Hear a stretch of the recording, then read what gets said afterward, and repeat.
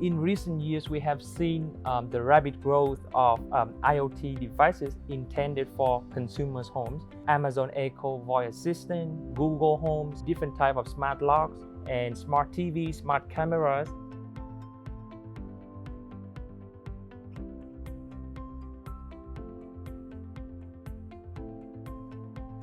I will talk about how to develop a new software application that the hacker cannot easily hack into your IoT environment.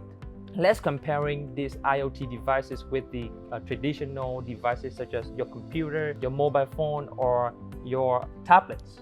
The traditional devices are generally used by only a single person, but in an IoT environment, numerous users and devices interacting with each other. So also in IoT devices, users need a proxy device, usually a smartphone, to monitor the IoT devices for identity and authentication purpose, because IoT devices do not often have a screen and keyboard for this purpose. They usually has a hub as a centralized gateway that connect IoT devices in a physical environment together, and a cloud that is used to provide the communication for remote control and monitoring the IoT devices network from users' personal devices, such as your desktop application. This can be your mobile devices, mobile applications, or a web application.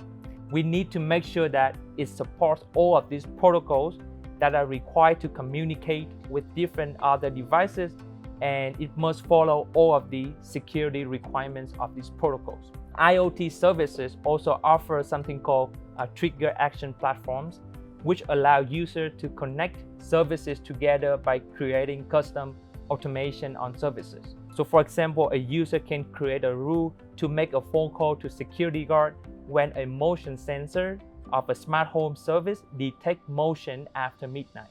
There's several applets that user can download and configure their own rules for corresponding services.